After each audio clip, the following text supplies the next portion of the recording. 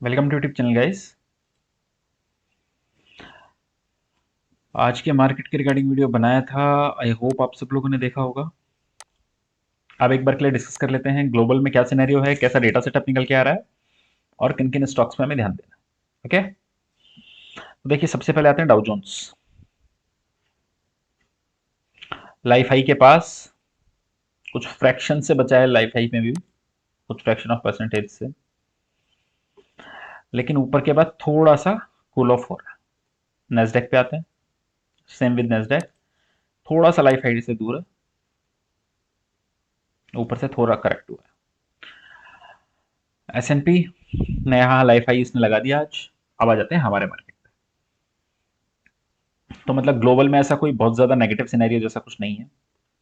सबसे पहले आते हैं अब हमारे मार्केट पे। निफ्टी कल देखिए ऑप्शन चेन का एनालिसिस करके आपको बताया था कि लग रहा है कि गैप अप होना चाहिए, हुआ भी गैप अप। अब देखिए चार्ट में क्या है, पहले वो देखते हैं।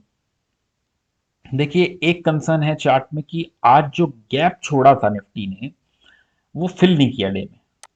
बेस्ट पार्ट होता कि अगर वो गैप फिल करके, जो गैप छूटा है डेली चार्ट पे दिख रहा होगा, ये देखो, ये जो गैप छूटा है अगर ये फिल करके बढ़ता तो थोड़ा पॉजिटिव रहता। ऐसा कुछ नहीं है, कोई बहुत बड़ा गैप नहीं है ऐसा, लेकिन अगर ये करता तो थोड़ा पॉजिटिव रहता। क्यों मैं इसको एम्फेसाइज कर रहा हूं, क्योंकि डेटा बहुत ज्यादा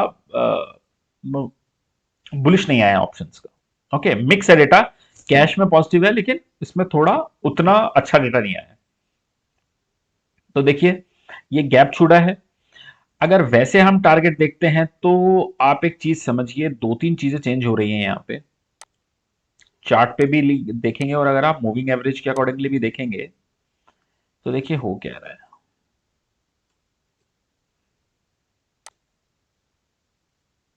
एक मैं अगर ऊपर के हाइस को ज्वाइन करके एक ट्रेंड लाइन बनाता हूं। ओके, और इसी के साथ में अगर मैं एक्सपोनेंशियल मूविंग एवरेज डाल देता हूं,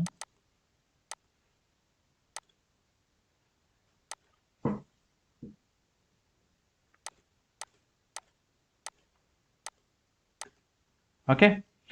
अब देखिए हुआ क्या है, 50 डे एक्सपोनेंशियल जो मूविंग एवरेज है वो जस्ट हमारा आएगा 300 के पास।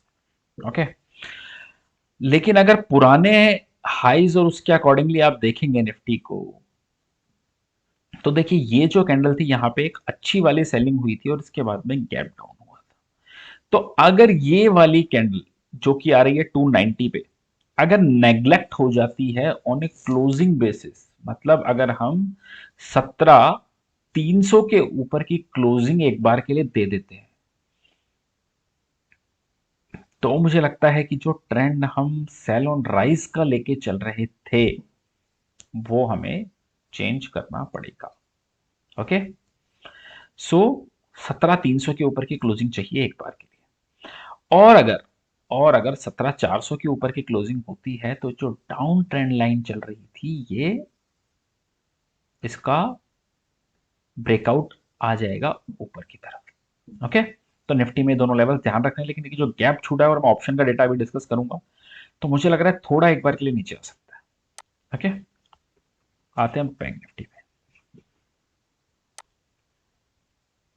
बैंक निफ्टी में देखिए क्या हुआ है। बैंक निफ्टी तो ऑब्वियसली वीक है, इसमें कोई इफ एंड बट नहीं है। लेकिन बैंक निफ्टी में देखिए क्या चीज हो रही है। जो 35,620 का लेवल है, ओके, 35,620,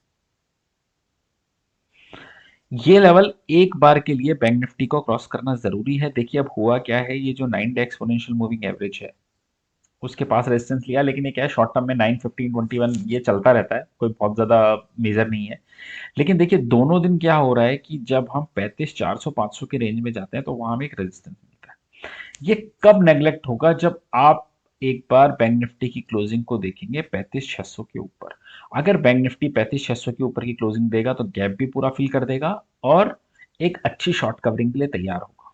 तो इन दोनों चीज पॉइंट्स पे आप लोगों को ध्यान रखना चाहिए। इंडेक्स में देखिए कल व्यू क्लियर था, लेकिन आज इतने बड़ी तेजी के बाद में मैं थोड़ा कॉशियस होकर चलूंगा इंडेक्स पे। ओके, अब एक बार डेटा भी डिस्कस करते हैं, ऐसा क्यों।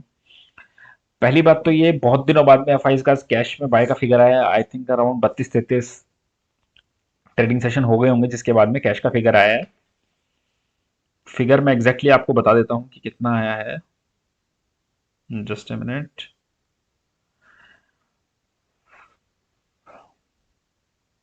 हम्म 207 करोड़ का कैश का बाय का फिगर आया एफआईज का फाइनली बहुत दिनों बाद।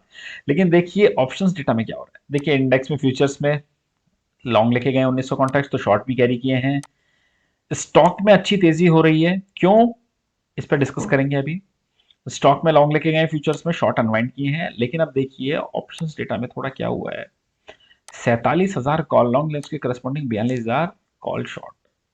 तो ठीक है, कोई बहुत ज्यादा ऊपर के लेवल पे राइटिंग नहीं है। लेकिन पुट में क्या हुआ है, पुट में आप ये देखिए 9,000 पुट लॉन्ग, लेकिन उसके करस्पॉन्डिंग सिर्फ 900 पुट शॉर्ट। तो पुट शॉर्टिंग का डेटा ना आना एफआईज की तरफ से इस लेवल पे थोड़ा सा एक कॉशियस का सिग्नल देता है। ऐसा कोई बहुत नेगेटिव नहीं है अभी मार्केट, लेकिन सिर्फ ये कि डेटा पॉइंट्स है, ऊपर के लेवल पे पुट कॉल रेशियो का ज्यादा होना, ये नीचे के लेवल्स पे मतलब पुट राइटिंग ना आना, और एक रेजिस्टेंस जोन में जाना। तो थोड़ा अगर नीचे की तरफ मिले तो थोड़ा बेहतर रहेगा। ओके, अब एक बार के लिए मैं कह रहा था स्टॉक स्पेसिफिक क्यों, और देखिए अब क्या है, हमारा बजट आने वाला है। ओके, तो बजट स्पेसिफिक थीम से स्टार्ट होंगी। जैसे रेलवे के स्टॉक्स बजट से पहले चलने स्टार्ट होते हैं। जनरली होता क्या है, नवंबर 15-20 के बाद में जनरली, अगर आप पुराने साल उठा के देखेंगे, पुराने ईयर्स का डेटा उठाएंगे, तो आपको पता चलेगा कि नवंबर 15 के बाद में थोड़ा रेलवे स्टॉक चलना स्टार्ट होते हैं। क्योंकि सब लोग करते क्या है कि बजट से 10-15 दिन पहले लेंगे। ओके, तो तब वो चीजें चलनी स्टार्ट होती हैं, और जब बजट आता है उससे पहले लोग अनवाइंड करना स्टार्ट कर देते हैं। ओके, लेकिन अभी तक वो रैली हमें देखने को नहीं मिली है, तो हो सकता है बजट वाली थीम चले थोड़ी, तो उस पर ध्यान रखना चाहिए। अब एक बार के लिए आ जाते हैं कौन कौन से स्टॉक्स पे हमें ध्यान देना चाहिए। देखिए आज मैं थोड़ा पैटर्न डिस्कस करता हूं। देखिए अगर कोफोर्ज को आप लोग देखेंगे तो एक टॉप पे जाके इन्वर्टेड हेड एंड शोल्डर बनने की पूरी उम्मीद है।